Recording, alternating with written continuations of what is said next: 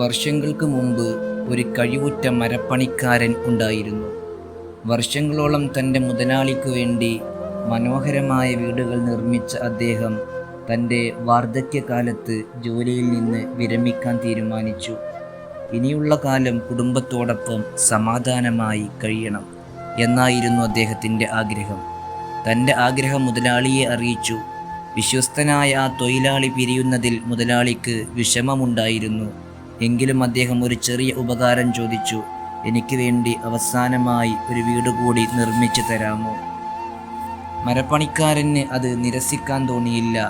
അദ്ദേഹം സമ്മതിച്ചു. പക്ഷേ അദ്ദേഹത്തിൻ്റെ മനസ്സിൽ അപ്പോൾ പണിയോടുള്ള താല്പര്യം വളരെ കുറവായിരുന്നു.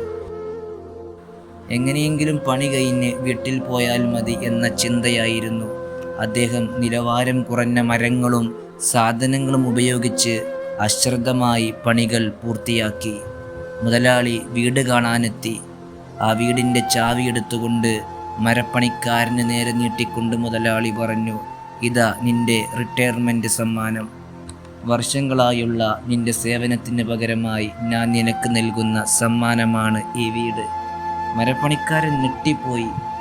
താൻ ഇത്രയും കാലം മറ്റുള്ളവർക്ക് വേണ്ടി മനോഹരമായ കൊട്ടാരങ്ങൾ പണിതിട്ട് സ്വന്തം വീട് വന്നപ്പോൾ അത് ഏറ്റവും മോശമായ രീതിയിൽ പണിതുവല്ലോ എന്നോർത്ത് അദ്ദേഹം ലജ്ജിച്ചു. നേരത്തെ അറിഞ്ഞിരുന്നെങ്കിൽ താൻ ഇത് ലോകത്തിലെ ഏറ്റവും മികച്ച വീടുകളിൽ ഒന്നായി മാറ്റുമായിരുന്നു എന്ന് അദ്ദേഹം പരിതപിച്ചു. ആത്മാർത്ഥതയോടെയും സ്നേഹത്തോടെയും ഓരോ കാര്യം ചെയ്താൽ അത് സന്തോഷകരമായ ഒരു ഭാവി സമ്മാനിക്കും.